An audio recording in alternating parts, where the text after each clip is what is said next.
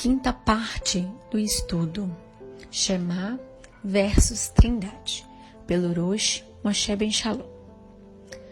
Vamos falar agora sobre alguns documentos importantes.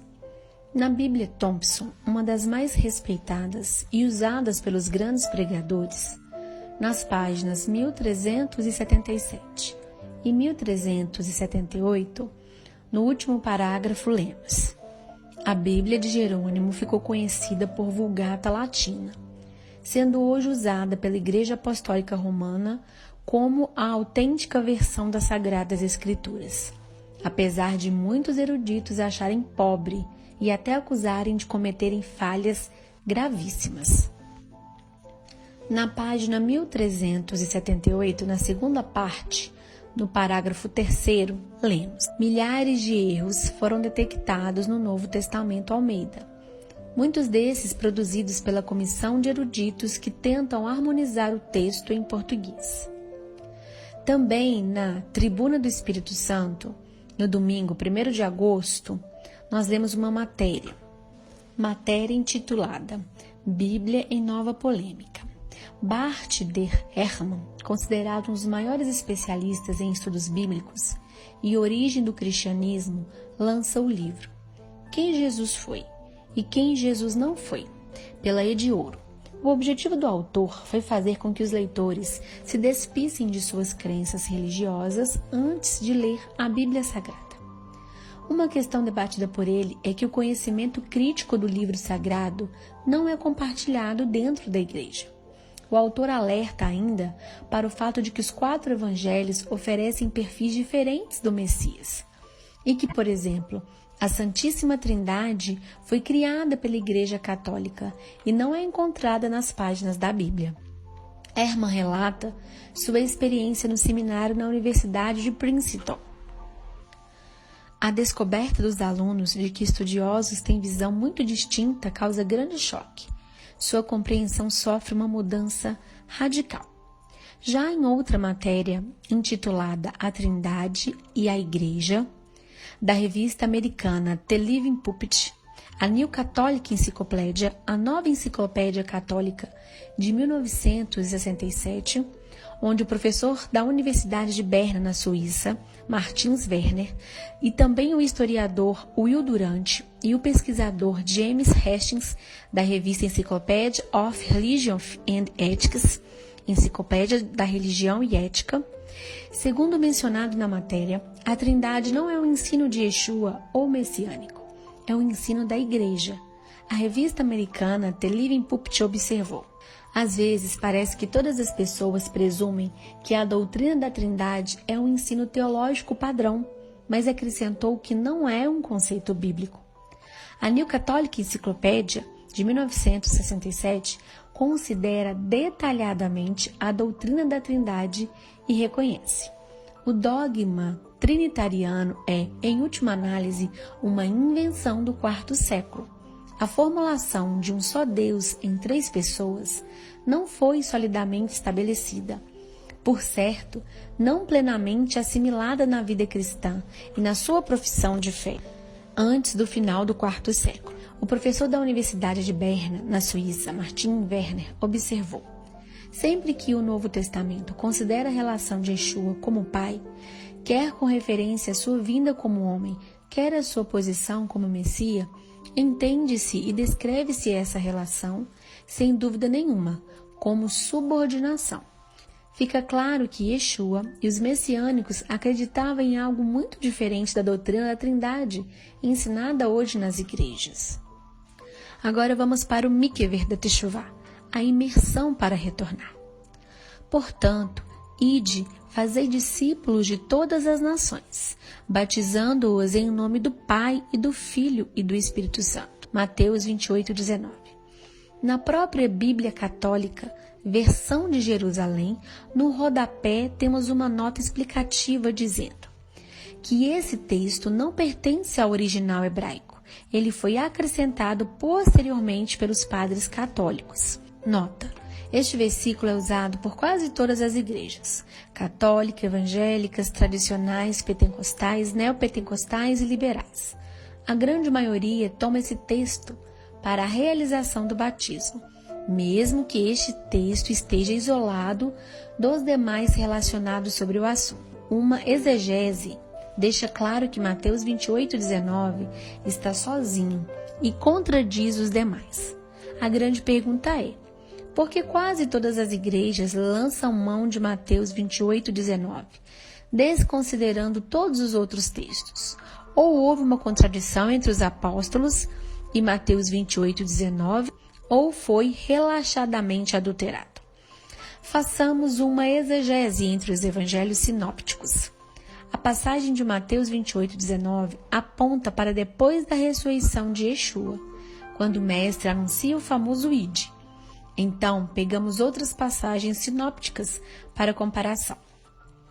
Vamos ver o Ide em Lucas. E disse-lhes: assim está escrito que o Messias padecesse, e ao terceiro dia ressurgisse dentre os mortos, e que em seu nome se pregasse o arrependimento para a remissão dos pecados a todas as nações, começando por Jerusalém. Lucas 24, versos 46 e 47. Nota: claramente há uma coisa estranha no Ide de Mateus, que ordena batizarem as nações na Trindade, com o Ide de Lucas, indicando que as nações devem ser batizadas em seu nome, Yeshua. Agora vamos para o Ide em Marcos. E disse-lhes: ide por todo o mundo e pregai o evangelho a toda criatura. Quem crer e for batizado será salvo, mas quem não crer será condenado. Marcos 16, verso 15 e 16. Nota: em Marcos também não é citado um batismo na Trindade. Pelo contrário, enlaça este ao nome de Yeshua no verso posterior. E estes sinais acompanharão os que creem. Em meu nome expulsarão demônios, falarão novas línguas, pegarão em serpentes, e se beberem alguma coisa mortífera, não lhes fará dano algum. E porão as mãos sobre os enfermos, e estes serão curados. Verso 17 e 18. E como Quefá, Pedro, batizou?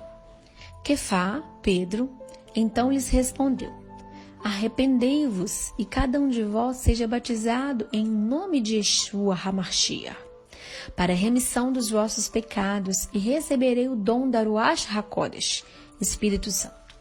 Atos 2, 38. Nota: Quefá, Pedro, manda que se batizem no nome de Yeshua e não na Trindade. Ou Yeshua nunca mandou que seus discípulos batizassem na Trindade, ou eles desprezaram o mandamento do Mestre, o que é muito irracional pensar. O dom do Espírito dentro do texto é uma promessa para os que se imergem submetendo-se ao nome de Yeshua. E como Filipe batizou?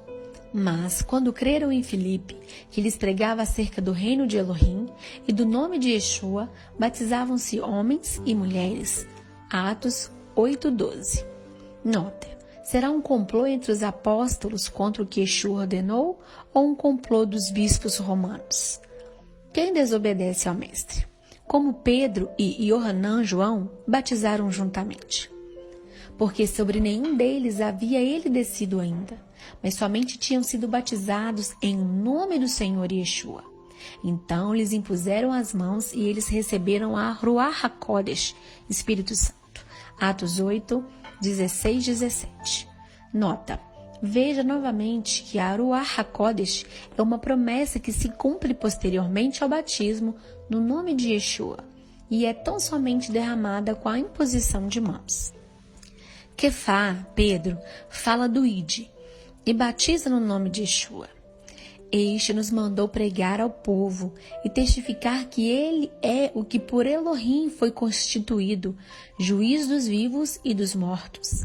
A ele todos os profetas dão testemunho de que todo o que nele crê receberá a remissão dos pecados pelo seu nome, batizando-se. Enquanto Pedro ainda dizia estas coisas, desceu a Ruach HaKodesh, Espírito do Santo, sobre todos os que ouviam a palavra. Os crentes que eram de circuncisão, todos quantos tinham vindo com Quefá, Pedro, maravilharam-se de que também sobre os gentis se derramasse o dom do Espírito Santo. Respondeu então Quefá: Pode alguém, porventura, recusar a água para que não sejam batizados, estes que também, como nós, receberam a Ruach HaKodesh? Mandou, pois, que fossem batizados em nome de Yeshua HaMashiach. Esse texto está em Atos 10, do verso 42 ao verso 48. E como Shaul, Paulo, batizou? Mas Shaul, Paulo, respondeu.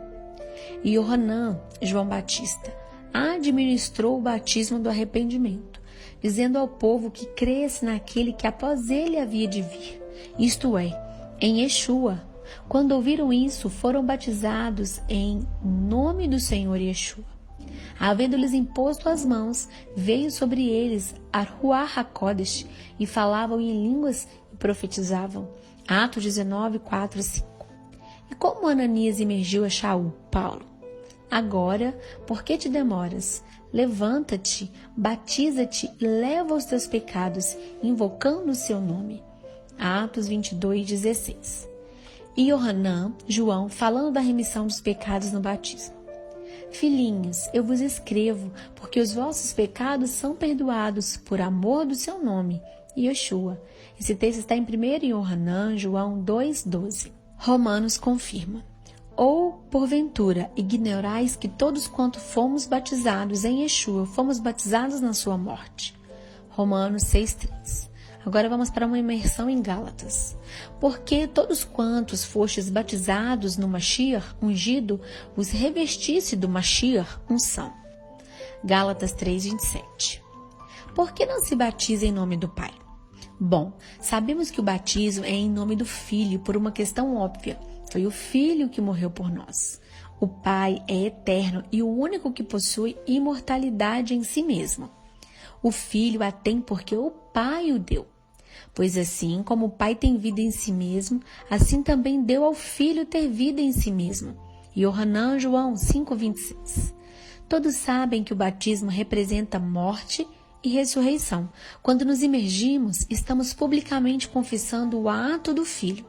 Por isso, o batismo é realizado em seu nome.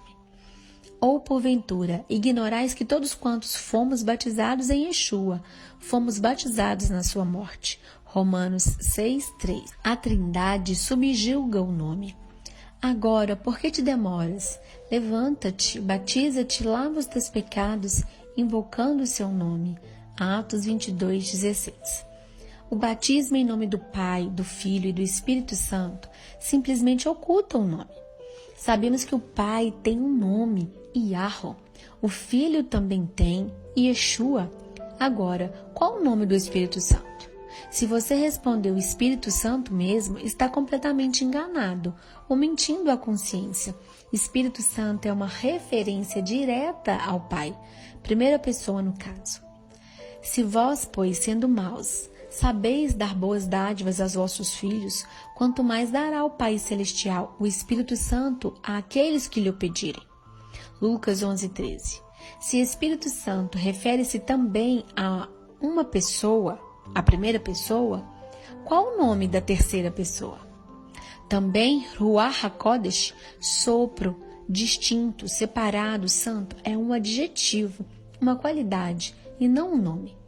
Pois bem, quando fomos batizados em nome do Pai, do Filho e do Espírito Santo, não fomos batizados em nome nenhum, mas na Trindade.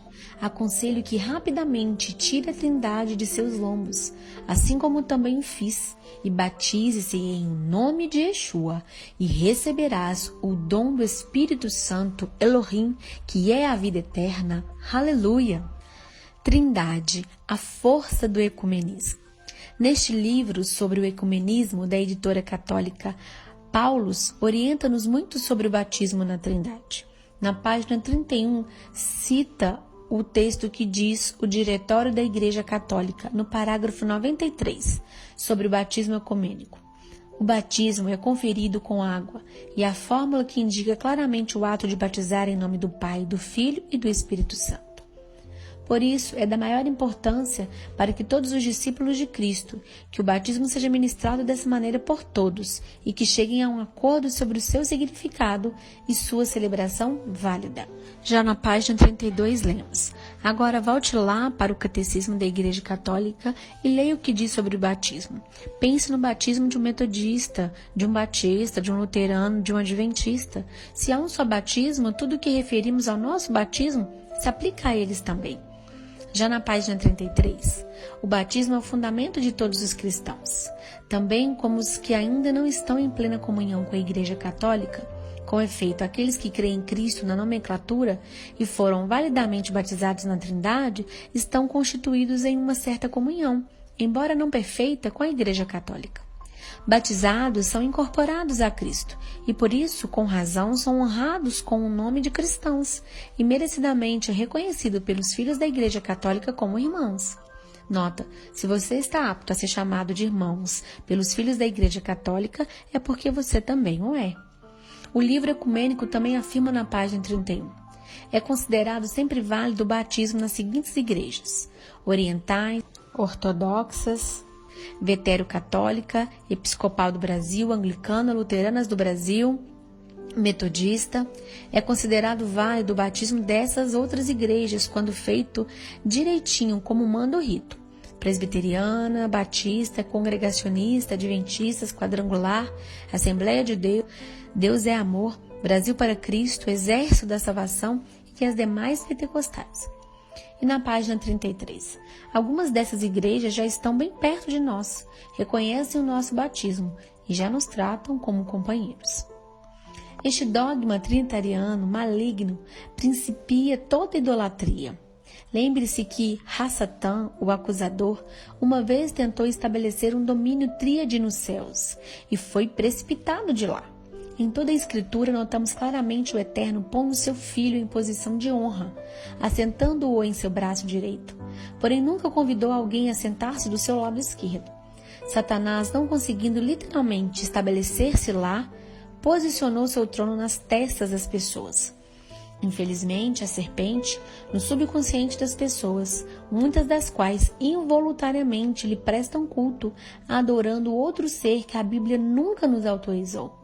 Podemos crer e devemos sim adorar o Espírito Santo, no entanto, sem desviar o pensamento do verdadeiro ser, o nosso Pai eterno, soberano e imortal, Yahweh.